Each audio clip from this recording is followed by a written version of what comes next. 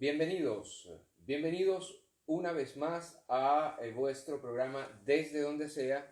Esta vez el programa con un invitado especial. Estamos hablando de Paulo Pimenta. Paulo Pimenta es un diputado federal brasileño. Estamos esperando aquí su conexión. Él fue jefe de... Vamos a ver, estamos esperando por él todavía. Paulo Pimenta es del departamento, diputado federal, fue jefe de la bancada del PT ante el Congreso de Brasil. Estamos esperando su conexión. ¿Es ahí?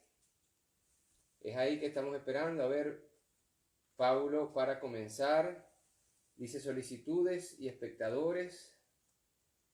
Gabriel, Cristian Deus. Seguimos esperando. Aquí estamos. Listo. Boa noite.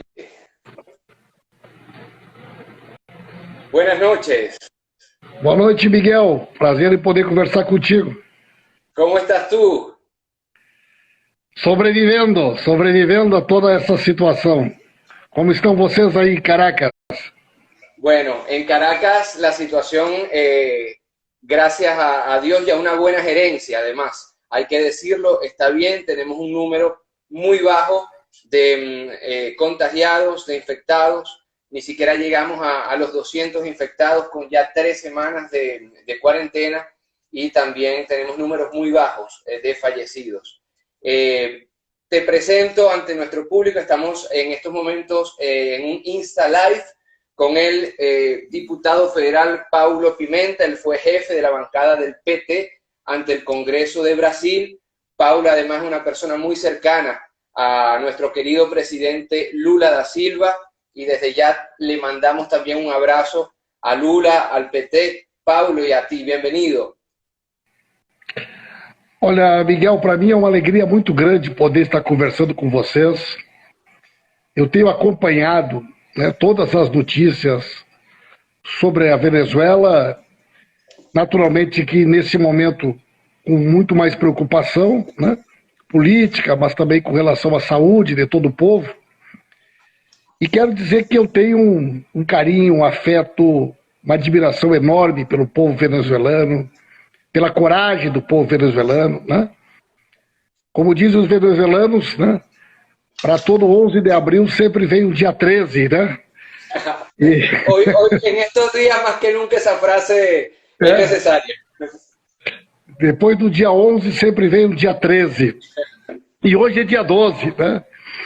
E quero dizer que eu tenho grandes amigos, né, venezuelanos, o nosso embaixador Alberto Castelar, né? Um grande amigo, está em Caracas. Eu estive em Caracas, estive com o presidente Maduro. Depois esteve aqui no Brasil conosco o Ernesto, que era ministro das Comunicações, a senhora Delcy Rodrigues. E tem um grande parceiro de trabalho, né? Fred Minegotti, que é uma pessoa que orgulha muito o povo venezuelano e o povo brasileiro, né? Especialmente naquele episódio da tentativa de invasão da Embaixada da Venezuela no Brasil, onde nós tivemos aqui uma resistência heróica, né? O Fred foi uma pessoa imprescindível, tem todo o nosso respeito, toda a nossa admiração, e eu fico muito feliz de poder estar conversando contigo hoje. Eu sei que estou conversando com muita gente da Venezuela. Mira, Paulo, primero que todo queremos hacerte llegar nuestra preocupación por el pueblo brasileño, además preocupación doble, incluso en términos sanitarios, porque es un pueblo en la frontera con Venezuela, y te quiero confesar que nosotros fuimos engañados por Bolsonaro, porque él muy temprano dijo: voy a tomar una medida sanitaria contra el coronavirus. Y nosotros pensamos que era cierto, y la medida era que él iba a cerrar las fronteras hace algunas semanas para que no fueran los infectados venezolanos a Brasil. Después nos dimos cuenta que era simplemente una frase de politiquería barata, y que finalmente no estaba tomando ninguna acción, y en este momento se están tomando muy pocas acciones serias en Brasil de cuarentena y contra el coronavirus. Y la primera pregunta que te queremos hacer es ¿por qué? ¿Por qué no se están tomando las acciones? ¿Por qué esta pasividad del gobierno de Bolsonaro? Y si me permite la expresión, ¿por qué esta irresponsabilidad cuando ya los números de Brasil comienzan a crecer en contagio, pero también en número de fallecidos? ¿Por qué, Paulo? Bueno, é importante que vocês saibam que esses números que estão sendo divulgados sobre o Brasil são absolutamente subnotificados, né? Eu me faço entender bem, Miguel? Me compreende bem? Sí. Te escucho perfectamente. Para vocês terem uma ideia, os números oficiais do governo são em torno de 1.200 mortes. Okay. Existem mais de 2.500 mortes oficiais que os exames não ficaram prontos, né? Há um processo de subnotificação muito grande. Praticamente não existe no país a realização de exames, né? E o governo Bolsonaro tomou uma atitude que eu diria que é uma atitude criminosa, né? O Bolsonaro é uma figura que, além de ser uma figura reacionário, um esquálido, né, da extrema-direita, é uma figura também extremamente ignorante, né? E desde o primeiro momento, ele acreditou numa teoria que esta doença, na realidade, não existia. Ele acreditou naquela história, que era um vírus chinês, que era muito mais uma ação econômica do que propriamente uma ação sanitária. Um pouco do discurso que o Trump fez em janeiro, né? E, de fato, num primeiro momento, alguns chefes de Estado tiveram essa compreensão, mas logo evoluíram para uma outra opinião. Mas o Bolsonaro não.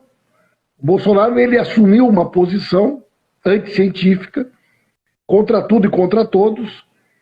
Ele continua insistindo que a doença não existe, que trata-se de uma gripe comum, que é um processo de histeria causado pela mídia, com interesses econômicos, e incentiva a população a não cumprir as orientações da Organização Mundial da Saúde.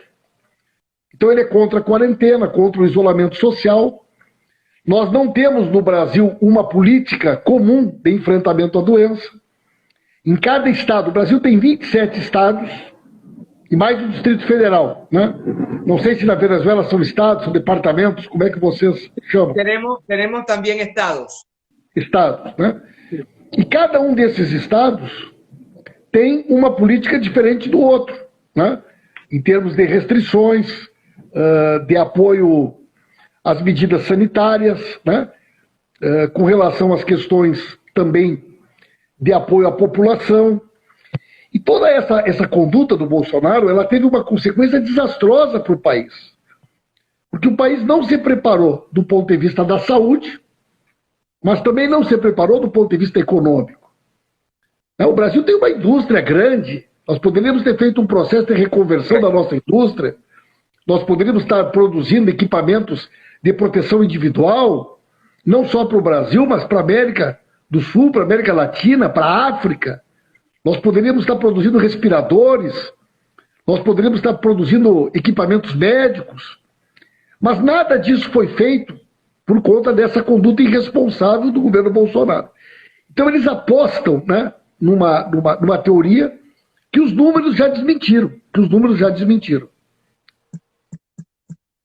Agora, en términos de realpolitik, ¿no es un suicidio? ¿No se está autosaboteando Bolsonaro con estas medidas tan impopulares? Porque yo insisto, los números de infectados y los números de fallecidos no los van a poder tapar y cada día van a crecer más. Miguel, é tão grave, né, que basta você ver as notícias sobre a Itália, sobre a Espanha, ou mesmo sobre os Estados Unidos. O Bolsonaro, ele não faz questão só de se declarar um discípulo do Trump, né? Ele faz questão de ser uma espécie de um agente do Trump, né? E o Bolsonaro é um cara patético. Agora, quando ele esteve nos Estados Unidos, e ele não sabe falar inglês, ele olhou para o Trump, e ele não sabia o que dizer para o Trump, ele disse, I love you, Trump. Né? I love you, Trump. Foi a única frase que ele conseguiu dizer. Né? Então, é uma figura que assumiu uma postura e insiste, né? Ele faz uma aposta política, ele diz o seguinte, a pandemia vai trazer um enorme prejuízo econômico, né? O fato das pessoas estarem em isolamento social traz uma brutal perda de renda. No Brasil, 41% da população trabalha na informalidade, as micro, pequenas empresas, médias empresas não vão poder suportar, e eu não quero ficar com a responsabilidade disso. Ocorre que nesse momento, o que nós estamos assistindo, Miguel? Nós estamos assistindo no mundo que todo aquele discurso que até dezembro era um discurso que frequentava estes círculos da academia neoliberal, que é o Estado mínimo, né? Que é a privatização do serviço de saúde, de vigilância sanitária, que o Estado não deve ter um papel de indução da economia, que as políticas de bem-estar social são típicas de governos socialistas. Então, todo esse discurso caiu por terra. O que nós estamos assistindo hoje, né? Quer dizer, ou os países, ou o Estado Nacional socorre a sua população nesse momento, garante condições de saúde, garante renda e garante empregos, ou os países irão para o colapso completo, né? Então, o Bolsonaro ele faz uma aposta que leva o Brasil para o caos. Ele está levando o Brasil para o caos. Evidente que isso pode ter também uma consequência perversa do ponto de vista democrático. A exemplo do que fez, né, Erdogan, né, na Turquia, que decidiu adotar uma série de medidas, né, de fechamento da democracia, e também na Hungria, né, foi tomada uma série de medidas na Hungria, e isso é muito perigoso, né, que o Bolsonaro queira se utilizar desse ambiente todo para adotar medidas, né, ainda mais pesadas contra os trabalhadores, contra as trabalhadoras e contra o nosso partido e tudo aquilo que nós representamos na oposição, Miguel. Ahora, Paulo, aquí llegan noticias y dio la vuelta al mundo. Esa noticia que finalmente quedó como en las nebulosas, no quedó confirmada, no sabemos cuál es el estatus. Y la noticia es la siguiente, que una parte del mundo militar, que tiene mucha ascendencia también en la política, en la vida política, social y económica también por la industria militar que existe en Brasil, estaba pensando incluso de dejar de un lado a Bolsonaro por la irresponsabilidad y las pocas acciones de su gestión. Esa noticia incluso fue publicada por Telesur y de pronto no se supo más nada del tema, pero vemos incluso otra noticia, una segunda noticia que recorrió el mundo, era el despido del ministro de Salud que había sido votado del gobierno, y de pronto las dos noticias desaparecieron, la noticia de los militares que estaban de alguna forma pensando en salir de Bolsonaro, y también la noticia del ministro de Salud desapareció a nivel internacional. Y yo te quería preguntar qué es lo que está pasando en Brasil entonces y quién está mandando en Brasil, porque sabemos del rol preponderante que está teniendo el ministro de Casa Civil, el señor Braga, el ministro Braga. Entonces, ¿quién está mandando en Brasil? Y si me permite, hago un tercer esclarecimiento sobre otra noticia, que en las favelas de Río de Janeiro estarían entonces las bandas delincuenciales tomando el control de la cuarentena, porque parece no haber un gobierno federal que centralice todas las acciones. ¿Qué hay de cierto con estas tres noticias, Paulo? Tú que eres un diputado federal y nos puedes dar de primera mano la situación política de Brasil en medio del coronavirus. Muito bem. Em primeiro lugar, né, o governo Bolsonaro, a gente costuma caracterizá-lo como um consórcio de interesses, né? Nós temos, por exemplo, o ministro da Fazenda, que é muito forte no Brasil, chamado Paulo Guedes, que representa os interesses do mercado financeiro, das multinacionais, né, das petroleiras norte-americanas, que implementa toda a política de privatizações, de destruição do Estado Nacional. Então, isso é uma parte, uma ala do consórcio. Há uma outra ala do consórcio, que é representada pelo juiz Sérgio Moro, ministro da Justiça. Né? Foi a ala que fez o embate mais aberto, agudo, de perseguição a Dilma, ao Lula, e que representa um setor que busca a criminalização da política, um protagonismo maior de setores do Poder Judiciário, do Ministério Público, também muito alinhado com os Estados Unidos, mas é um outro setor. E existe um terceiro setor do governo, que é o Bolsonaro, e aquilo que a gente chama do clã familiar. Bolsonaro funciona como uma espécie de um império. Tem 3 filhos que agem por dentro da estrutura do governo como se fossem, né, príncipes do poder. E o Bolsonaro reúne em torno dele o ministro das Relações Exteriores, o ministro da Educação, certo? Bom, todos os ministérios do Palácio, são 8 ministérios do Palácio do Planalto, são ocupados por generais. Todos. Todos? Todos. Certo? Todos os ministérios, Casa Civil, Secretaria-Geral de Governo, Comunicação, né? E a maior parte das empresas estratégicas do país hoje são presididas por generais. Itaipu, que é a maior geradora de energia, empresas de correios, né? Telégrafos, Correios, é um general. A empresa que controla os hospitais das universidades é um general. Então, esses generais, eles cumprem um papel de uma espécie de poder moderador dos interesses desses grupos que se degladiam no poder. Né? O que eles têm em comum? O alinhamento com os Estados Unidos, uma visão antinacional, uma perseguição aos direitos dos trabalhadores e das trabalhadoras, o desmonte do Estado. Isso unifica eles. Mas depois o resto é disputa, inclusive, né, por negócios e tudo mais. Nesse caso específico do coronavírus, o Bolsonaro ficou isolado dentro do próprio governo. O ministro da Saúde, que é um reacionário, né, mas é médico, e não quis assumir o discurso anticientífico. Né? O ministro da Casa, o próprio Moro, o Paulo Guedes, nenhum quis ir para o discurso, a gente chama de terraplanistas, porque tem uma ala do governo que sustenta que a Terra é plana. Né? Eles sustentam que a Terra não é redonda. Eles têm uma série de teorias que extrapolam o limite da razoabilidade. Então, num determinado momento, o Bolsonaro ficou completamente isolado, porque esses governadores, como o governador de São Paulo, o Dória, o governador do Rio de Janeiro, Witzel, governador de Brasília, o Ibanez, governador de Goiás, Caiado, que é um líder ruralista, todos apoiaram ele. Mas nenhum aceitou ir para a loucura da tese dele de que o coronavírus não existe. E há um certo consenso no país sobre a gravidade da pandemia, né?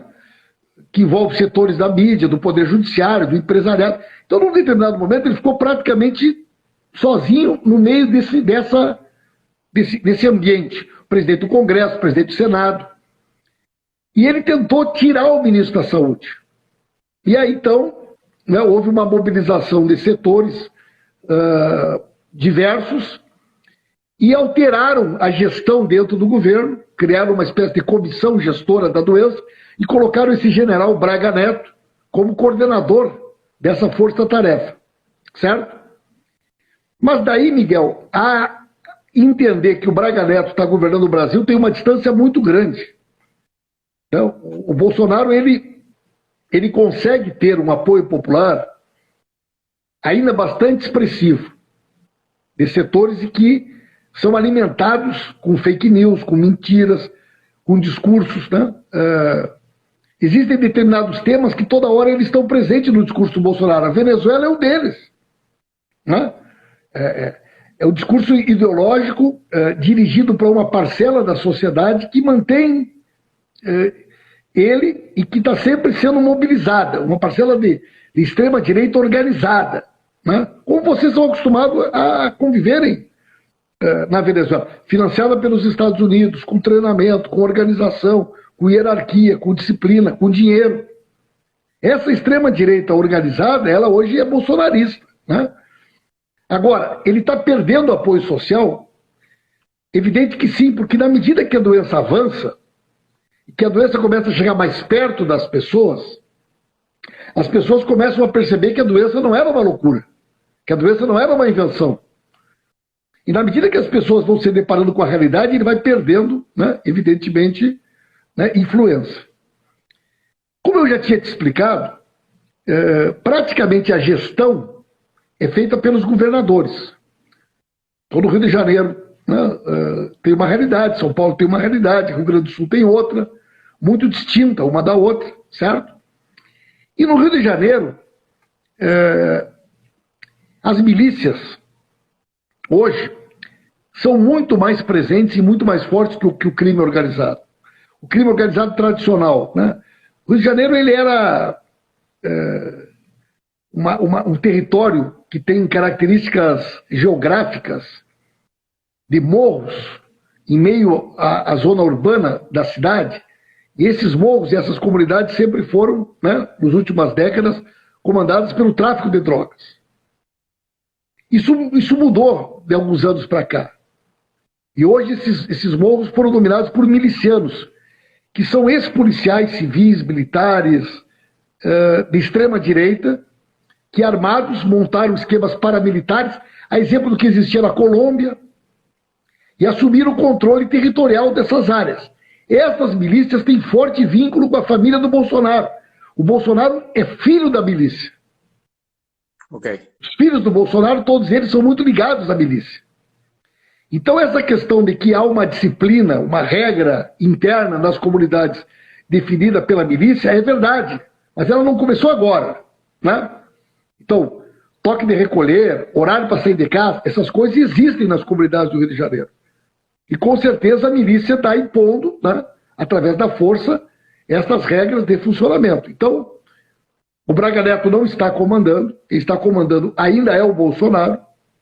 Ele administra esse consórcio de interesses, ele tem um forte respaldo norte-americano por conta da questão econômica, então ele abriu a exploração do pré-sal para as multinacionais, ele está abrindo a exploração mineral da Amazônia, ele abriu para os americanos instalarem uma base de Alcântara, uma base em território brasileiro, coisa que nunca existiu, né? Ele está fazendo um processo de abertura de compras e serviços do governo para prestação de serviço de americanos. Então, os americanos estão muito satisfeitos com o Bolsonaro e com o governo Bolsonaro.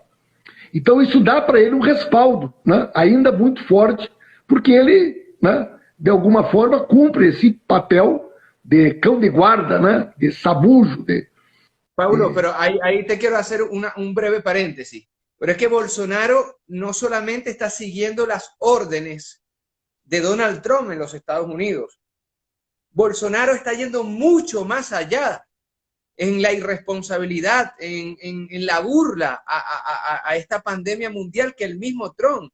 Y hay voces que comienzan a decir, y quería preguntarte esto, que Bolsonaro podría estar convirtiendo a Brasil en un laboratorio para ver cómo se comporta el coronavirus sin restricciones y aplicar esto en los Estados Unidos. Son muchas las voces que están diciendo que Trump está tomando, a través de Bolsonaro, está secuestrando el pueblo de Brasil para hacer pruebas de cómo funcionaría en un gran país el coronavirus sin las restricciones de cuarentena, porque esa información le sirve muchísimo a la Unión Europea y le sirve muchísimo a los Estados Unidos.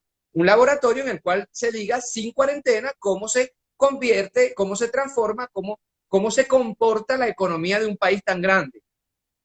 É possível, Miguel, é possível, porque o Bolsonaro ele não se contenta só em ser um alinhado, ele quer ser um agente, ele quer ser, né, um ator dos interesses norte-americanos na região. O Bolsonaro ele interfere hoje, interferiu na política da Bolívia, né? ele se envolve na disputa política do Chile, do Equador, ele teve um papel ativo na disputa da eleição argentina, ¿no? Bueno, de Venezuela, el apoyo que Bolsonaro le ha dado a Trump directo y desde los Estados Unidos contra Venezuela y una posible invasión. No Uruguai. E a postura dele na Venezuela e o alinhamento com a Colômbia são absolutamente típicos de quem quer ser, né, reconhecido como um agente da política dos Estados Unidos no Brasil, né? Agora, Miguel, nós temos uma situação no Brasil que ela é muito peculiar, né? Essa doença, nós conhecemos como que esse vírus cresceu no norte da Itália, que é uma região rica, em Londres, em Paris, em Nova York, né? Mesmo Hubei é a região mais industrializada e mais rica da China, mas nós não tivemos uma experiência ainda desse vírus em regiões de subhabitação, em regiões sem saneamento mínimo de água, esgoto, em regiões onde 5, 6, 10 pessoas residem num único cômodo. E a doença começa a chegar no Brasil na periferia. No primeiro momento, as pessoas infectadas no Brasil foram pessoas que vieram da Europa, pessoas que tinham dinheiro, pessoas que se internaram em hospitais particulares, em hospitais privados, que tinham planos de saúde. Todo o foco inicial da infecção da doença no Brasil foram essas pessoas. No entanto, nos últimos dias a doença começa a avançar de maneira muito rápida para a periferia. Nós temos no Brasil uma quantidade muito grande de pessoas que moram em comunidades, né? Não só no Rio de Janeiro, mas praticamente em todas as grandes capitais, com subhabitações, né? Sem água potável, sem saneamento. Então, a possibilidade de que esse vírus, somado ao fato da postura irresponsável e criminosa do Bolsonaro, também porque o Bolsonaro se nega a implantar as políticas sanitárias necessárias de isolamento social, o fato dele dificultar as políticas que permitam que as pessoas recebam algum recurso para poder sobreviver, estimulando que as pessoas saiam para a rua, esse somatório de fatores, ele projeta um mês de abril e maio para o Brasil, que é algo absolutamente gravíssimo, né? Eu diria que é apocalíptico o que pode acontecer no Brasil. Então a irresponsabilidade dele já passou do limite do razoável. Ela tem que ser caracterizada hoje como algo criminoso. Bolsonaro hoje é o principal obstáculo que o Brasil tem para combater a doença. Bolsonaro é um aliado do vírus. Bolsonaro é, né, o coronavírus do Brasil. Y esto es importante, estas palabras yo las quiero decir en perfecto castellano y perfecto castellano venezolano para nuestro público aquí. Bolsonaro es un obstáculo para el pueblo y su lucha contra el COVID-19 y Bolsonaro es aliado de esta pandemia y aliado del coronavirus. Te cedo la palabra una vez. Exatamente, exatamente. Ele tem interesses econômicos, tem pessoas das relações do Bolsonaro que sustentam uma tese que as pessoas que vierem a perder a vida, ele diz assim, todo mundo vai morrer um dia, né? As pessoas idosas, aquelas que já estão doentes, bom, né? Faz parte. Então, a maneira como ele descarta as pessoas, a facilidade com que ele trata, tem muita relação com o discurso que nós assistimos na Alemanha pré-Segunda Guerra, na Espanha de Franco, na Itália de Mussolini. O Bolsonaro tem um traço que vai da psicopatia, né, à eugenia, que é algo muito grave, muito grave. E a extrema-direita, Miguel, ela precisa se alimentar com inimigos, né? Então, o discurso do Bolsonaro, ele permeia uma série de inimigos, né? Então, a esquerda, o Lula, o PT, os movimentos sociais, né? A Venezuela, o comunismo, a China. Então, são Paulo, Personagens presentes no discurso dele cotidianamente. Paulo, y yo iría más allá, porque de buenas fuentes, de muy buenas fuentes en Brasil, nos dice que en estos momentos y en medio de la pandemia, Bolsonaro está enfrentado directamente, no solamente a la izquierda, que en medio del coronavirus, Bolsonaro está enfrentado con el Supremo Tribunal Federal, que Bolsonaro está enfrentado con una parte del mundo militar. A Suprema Corte, Miguel, retirou dele o poder de poder anular as decisões tomadas pelos governadores e pelos prefeitos que estão alinhadas com a Organização Mundial da Saúde. Pablo, yo te voy a decir la lista de gente a la cual está enfrentada Bolsonaro en este momento y tú me vas a confirmar si es verdad o es mentira. Y tiene que ver un poco con lo que hablábamos al inicio del suicidio político, de no tomar medidas responsables contra el coronavirus. Me han dicho que está de muy buena fuente. Bolsonaro está Miguel, ele não só não toma medidas, como ele pretendia anular as medidas que foram adotadas pelos governadores e pelos prefeitos. E a Suprema Corte, então, decidiu que ele não tem poder para anular as decisões dos governadores e dos prefeitos que estão sendo adotadas para combater o coronavírus. A eso voy. Entonces estaría enfrentado con el Supremo Tribunal Federal, con una parte del mundo militar. Bolsonaro estaría enfrentado con partidos políticos de izquierda y algunos de derecha. Con el Congreso, una parte importante del Congreso. Es decir, podríamos decir que, y evidentemente también con la opinión pública, ¿Bolsonaro está aislado en estos momentos? ¿Bolsonaro está solo en este momento? Bolsonaro está... ele está isolado, mas não é o isolamento da quarentena, não é o isolamento, né, do coronavírus. Né?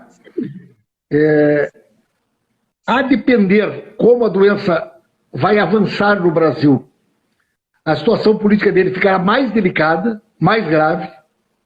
Não seria arriscado dizer que este processo não vai derrubar o Bolsonaro. Pode derrubar o Bolsonaro. Pode. A depender de como que vai evoluir o cenário, certo? Mas eu quero insistir contigo. Ele conseguiu criar uma base da extrema-direita organizada no Brasil. Uma base militante. Certo? Que por conta dos interesses econômicos, ela tem dinheiro, tem estrutura, tem muita presença nas redes sociais, muita. Tem um verdadeiro exército de robôs instalados, a maioria desses sites fora do Brasil, com alto nível de financiamento por parte de alguns setores do empresariado nacional e multinacional, porque sabem que o Bolsonaro é a possibilidade que eles têm de capturarem o Estado brasileiro. O processo de desmonte do Estado brasileiro está em curso. Né? Desmontaram a legislação trabalhista, a previdenciária, abriram a exploração do petróleo para as multinacionais, mas ainda não conseguiram aprovar a exploração do subsolo da Amazônia para as multinacionais, exploração mineral. Ainda não conseguiram abrir o nosso mercado de compras e de serviços para as multinacionais. Então tem muita coisa ainda. A compra de terras no Brasil por estrangeiros, eles ainda não conseguiram aprovar. Então o que acontece? Este setor da economia sabe que o Bolsonaro é para eles também uma oportunidade de realizarem um desmonte que dificilmente eles conseguiriam em outras circunstâncias. E o Bolsonaro joga com isso. Né? Ele diz para eles, olha, se vocês me tirarem, é o PT que volta. Se vocês me derrubarem, é o PT que volta. Agora, esse elemento é muito interessante de vocês entenderem, Miguel. A figura do presidente Lula é uma figura muito forte no cenário político brasileiro. A palavra do Lula é uma palavra que tem muita força. As opiniões do Lula têm muito respaldo. O Lula, essa semana, participou da reunião do Grupo de Puebla, né, com os presidentes de diversos países da América do Sul. O Lula hoje tem o respeito, a admiração e o alinhamento de muitos governadores. Muitos governadores. E mesmo parte desses governadores que apoiaram o Bolsonaro e hoje não apoiam o Lula, mas reconquistaram o espaço de diálogo com o presidente Lula. Né? Então eu pediria assim, é prematuro fazer uma afirmação categórica do que vai ocorrer no Brasil nos próximos 60 dias. Em larga medida dependerá da maneira como a doença evoluir. Eu, por exemplo, entendo que os números são absolutamente subestimados e que nós teremos uma realidade do coronavírus no Brasil de proporções apocalípticas. Nós vamos ter uma situação no Brasil absolutamente imprevisível daquilo que será da sua dimensão, mas com certeza, né, nós teremos aqui uma grande quantidade de mortos e uma quantidade impressionante de pessoas infectadas. Pablo, traduzco esta frase también contundente que acabas de decir. Desgraciadamente se espera para Brasil y esperemos que no sea así. Un impacto muy grande del coronavirus, una gran cantidad de infectados y una gran cantidad de muertos. Recordemos que estamos hablando con Paulo Pimenta, diputado federal, fue jefe de la bancada del PT, del Partido de los Trabajadores, ante el Congreso de Brasil y una persona muy cercana al presidente Lula da Silva. Y en relación a eso, quiero hacerte dos preguntas para ir terminando. La primera, Bolsonaro no solamente está aislado en Brasil, sino que está aislando Brasil del resto del planeta. Yo dificulto que su socio Trump le preste alguna ayuda en estos momentos, porque Trump en estos momentos está robándole mascarillas a Francia, le está robando mascarillas a España, a Italia y a Alemania. Esa es la política internacionalista de Trump, robar máscaras. Y yo dificulto que con Nueva York, que tiene mayor número de infectados que cualquier otro país, mayor número de fallecidos, y Estados Unidos, que cualquier otro país del mundo, ya está en el primer lugar, desgraciadamente, y no nos contenta y no nos pone feliz, porque está pagando el pueblo afroamericano y el pueblo latino en su gran mayoría, en más de un 60% en los Estados Unidos. Ahora, Bolsonaro, ¿de quién, cuando Dios no lo quiera, llegue esta catástrofe a Brasil? Esperamos que no sea así, pero los números y las tablas son lo que son, la matemática es lo que es, y la ciencia es lo que es. ¿A quién le va a pedir ayuda a Bolsonaro? Teniendo en cuenta que hasta el mismo Trump recibió un avión ruso con ayuda humanitaria y que China está ayudando a muchos países del mundo. Importante essa reflexão, Miguel. Fato adicional. A família Bolsonaro abriu uma guerra com a China durante a doença. Correto, correto. Le abriu uma guerra. O filho do Bolsonaro, o ministro da Educação, ao ponto de que já ocorreram 3 manifestações formais da China exigindo um pedido de desculpas do governo brasileiro. A China é a principal parceira comercial do Brasil. O melhor resultado positivo da balança comercial do Brasil é a China. E mesmo assim, em meio a esse cenário de caos, o governo Bolsonaro opta por uma linha de confronto e de conflito com a China. Né? Esse isolamento ele do mundo. O Bolsonaro hoje virou motivo de chacota, virou motivo de piada no mundo. Né? Alguém que acredita que o coronavírus não existe, Miguel, hoje teve um ato dos bolsonaristas. A gente chama de terraplanistas. Né? Eles diziam ao microfone: coronavírus não existe.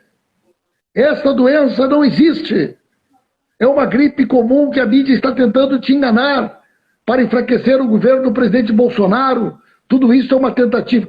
Então, o grave não é só eles dizerem isso, eles acreditarem nisso. Né? Então, eu vou voltar a te dizer. O que acontecerá no Brasil nos próximos 30, 60 dias é muito é muito imprevisível, porque há 30 dias atrás, Miguel, nós estamos vivendo uma realidade no mundo que é uma realidade que as coisas estão acontecendo numa velocidade espantosa. O dia 8 de março, as ruas de Madrid estavam lotadas nas comemorações do Dia Internacional da Mulher. 8 de março, em Madrid, faz pouco mais de 30 dias. A Itália entrou março com a campanha do prefeito de Milão dizendo: a Itália não pode parar. E o Trump dizendo que este ventinho chinês não ia durar 30 dias, que até março ninguém nunca mais ia ouvir falar dessa doença. Esse era o discurso deles há 30 dias atrás. Nós levamos 67 dias para os primeiros 100 mil casos da doença no mundo. Depois levamos 11 dias para 200 mil. 4 dias para 300 mil. 48 horas para 400 mil. 24 horas para 500 mil. E agora está crescendo 300 mil pessoas por dia. E passamos de 100 mil mortos. Então até onde vai essa doença? Ninguém sabe, então. Como vai ser esse vírus em clima tropical, em clima quente? Como vai ser a expansão dessa doença na África? Na América do Sul, na América Latina? São perguntas que ninguém sabe responder. Porque esta é uma doença que tem pouco mais de 90 dias. Não existe literatura, não existe teses, ninguém sabe como enfrentá-la. Correto. E ninguém sabe quais serão as consequências políticas, econômicas e sanitárias, especialmente para aqueles países que não acreditarem na gravidade do que nós estamos vivendo, né? Então eu quero dizer o seguinte, o Brasil tem um papel político, econômico decisivo na América do Sul, todos nós sabemos disso, e aquilo que acontecerá no Brasil poderá ter um efeito enorme para toda a América do Sul e para outras regiões do planeta. Mas eu não posso concluir, Miguel, sem fazer aqui um agradecimento a vocês. A capacidade de resistência do povo venezuelano, né, do presidente Maduro, a experiência da Revolução Bolivariana, ela é inspiradora para muita gente no mundo inteiro e também para nós no Brasil, né? Essa capacidade de luta, né? Venezuela não se entrega, né? A maneira como o povo venezuelano resiste às diversas tentativas norte-americanas, com Guaidó, com traidores de todas as maneiras, né? É para nós um ensinamento, né? E eu não posso aqui deixar de fazer esse registro. Foi muito importante para nós aquele episódio quando nós retomamos aqui a Embaixada da Venezuela no Brasil, que havia sido invadida, né, pela turma do Guaidó. Assim é. Eles já tinham feito um vídeo, já tinham devolvido a embaixada para o Guaidó, já tinham comunicado E junto com o Meneghetti, né, que era, né, o representante diplomático da Venezuela no Brasil, nós com um grupo pequeno, né, 1/3 do número de pessoas dos invasores, onde tinham inclusive bolivianos, paramilitares, nós conseguimos retomar a embaixada. Isso teve uma enorme repercussão no Brasil. Porque o nosso pessoal percebeu que é assim que se reage aos fascistas, aos esquálidos, à direita, aos pelucones, que são os mesmos. Os esquálidos e pelucones da Venezuela são os mesmos do mundo inteiro. Então foi muito importante para nós essa jornada épica. É muito aqui, todo mundo fala nesse episódio. Pela resistência que nós tivemos aqui e pela grande vitória que eu dedico aqui ao Meneghetti, né, que foi o grande líder da resistência. E o meu amigo Alberto Castelar, né, que não reconheceu o golpe do Temer desde o primeiro dia, que está em Caracas. Eu falo muito com o Alberto. Eu tive a oportunidade de conhecer a senhora Delcy Rodrigues quando ela era chanceler, né? O ministro Ernesto, que eu gosto muito também, o presidente Maduro, e eu estou aqui inteiramente à disposição de vocês, Miguel, para o que vocês precisarem, né? O nosso partido, está aqui a nossa estrela, o presidente Lula é um admirador da capacidade de luta e resistência do povo venezuelano. Nós vamos repercutir muito aqui no Brasil esse nosso bate-papo, eu agradeço muito aqui, e o que tu precisar, pode saber que eu estou aqui inteiramente à tua disposição. Muchísimas gracias, Pablo. Y escucha bien lo que te voy a decir. Es muy difícil hablar en nombre de un pueblo, pero Si es posible hacerlo, te agradezco esas palabras porque créeme, y así se lo quiero hacer saber al pueblo de Brasil, al partido PT, que también fue de mucha enseñanza por ahí por el año finales del 90, inicio del año 2000, de cómo estructurar una organización, una lucha que comienza con los trabajadores, con los campesinos. Todo el fenómeno de Puerto Alegre fue muy inspirador para lo que ahora nosotros somos como pueblo, ¿no? Y desgraciadamente a nivel latinoamericano hay una parte importante de la izquierda que le gusta más escribir poemas en funerales que apoyar a las luchas antes de que mueran. Nosotros en Venezuela no creemos en los obituarios, en los funerales, y se han hecho muchos funerales, le han hecho muchos funerales al pueblo venezolano, y el pueblo venezolano sigue de pie, sigue resistiendo y sigue pidiéndole a los partidos progresistas, a los partidos revolucionarios, a los partidos de izquierda, que nos acompañen en la lucha, porque es una lucha por la vida, es una lucha por la vida. Y permíteme, para terminar esta conversación, preguntarte, porque estoy obligado de preguntarte por el 2022, de preguntarte por Lula da Silva. Estuvo en la cárcel, fue perseguido, recordamos a la muerte de su nieto, fue humillado su familia y él también en las experiencias más duras, ¿no? Como la partida de un nieto, y después lo vimos renacer. Recuerdo, incluso aquí tuvo mucho impacto, y a mí en lo particular me tocó mucho verlo, por ejemplo, en la gira europea, visitando en Francia a la izquierda de François Hollande, pero también a personajes de la derecha como Villepin. Y eso habla de un liderazgo también planetario de Lula da Silva en este momento. ¿Qué le depara a Lula da Silva en los próximos meses, en los próximos años? ¿Qué le depara al Partido de los Trabajadores? Bueno, Miguel, presidente Lula, a história do presidente Lula, ela se confunde com a história da luta do povo brasileiro nesses últimos 40 anos e com a história da construção do Partido dos Trabalhadores, né? O Partido dos Trabalhadores é uma ferramenta de luta da classe, tá, operária trabalhadora do Brasil. É uma experiência única da nossa história. O Brasil é um país muito rico, mas foi o último país do mundo a declarar a abolição da escravatura, a abolição formal. Nós tivemos uma realidade durante quase 400 anos de escravos que foram trazidos da África para as Américas. Em torno de 12 milhões de escravos e escravas foram trazidos da África. Metade disso veio para o Brasil. Metade da escravidão da África para as Américas veio para o Brasil. Eu digo isso para que vocês compreendam que essa é uma sociedade escravocrata, conservadora, né? Elitista. O presidente Lula foi o primeiro filho do povo, o primeiro filho da classe trabalhadora a chegar à presidência da República. Né? O primeiro presidente da República que não tinha curso superior, não tinha uma universidade. Um metalúrgico, sindicalista, de esquerda. Curiosamente, foi o presidente que mais universidades fez na história do país. Né? E o presidente Lula, em poucos anos que governou, realizou um processo de transformação econômica e social do Brasil quase inacreditável, abrindo a possibilidade de cidadania para setores médios, de trabalhadores urbanos e do campo, que até então jamais havia ocorrido. Né?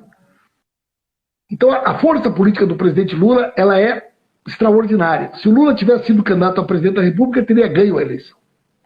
Teria ganho a eleição disparada. Ninguém ganha do Lula uma eleição. Né? A condenação do Lula é algo perverso, é algo criminoso. É um esquema claramente com as digitais, né, dos Estados Unidos, dos interesses das grandes petroleiras, que foi acelerado com a descoberta do pré-sal. A Venezuela tem a maior reserva de petróleo do planeta e o pré-sal foi a maior descoberta de petróleo do século XXI. O Brasil e a Venezuela juntos teriam mais de 500 bilhões de barris de reservas.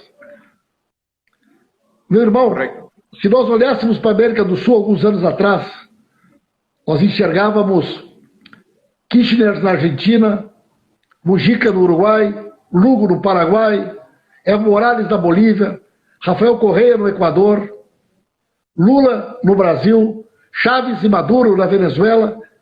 Esse era um desenho da América do Sul. E boa parte da América Central, Zelaya, Honduras, né? A Nicarágua, Cuba, governos nacionalistas, governos lutando pela inclusão do povo, governos lutando contra o imperialismo. Tiremos uma foto nesse momento da América do Sul, o que nós vamos enxergar? A Venezuela que resiste e a Argentina que tenta se reerguer.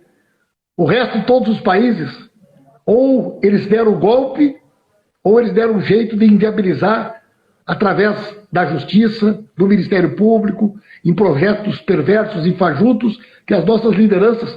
Olha o Rafael Correa, olha o Evo Morales, olha o Lula, olha a Cristina Kirchner como foi perseguida. Então, a nossa luta é uma só. Como dizem os chineses quando chegaram na Itália, somos flores do mesmo jardim. Né? E a liderança do presidente Lula, ela transcende o Brasil. A volta do presidente Lula a governar o Brasil significa um sopro de liberdade e de soberania para a América como um todo. E nós queremos que o Lula volte a governar o Brasil o mais rapidamente possível. E é para isso que nós trabalhamos. E crescemos todos os dias nessa perspectiva, provando a inocência do Lula e fazendo com que o povo possa compreender que foi vítima de uma grande armação, de uma grande mentira que levou o país para as mãos deste reacionário que hoje coloca em risco a própria vida das pessoas. Então o Lula cresce como líder político, Lula cresce. Hoje é domingo de Páscoa. Páscoa, né, é sinônimo de ressurreição, de esperança, de retomada. Né? Vejam as palavras hoje do Papa Francisco. Lula esteve há poucos dias com o Papa Francisco. A voz do Lula é ouvida em todo o mundo. Na Europa, na África. Eu viajei o mundo com o Lula e sei a força que ele tem. Sei do carinho que ele tem pela Venezuela e sei do carinho que os venezuelanos têm por ele. E a nossa grande pátria latino-americana, sonhada por Simão Bolívar, é um sonho que nós temos que cada dia transformar em realidade, Miguel. E não há outro caminho que não seja o caminho da luta, da resistência, da coragem, como a Venezuela tem nos ensinado e como o Lula tem nos ensinado.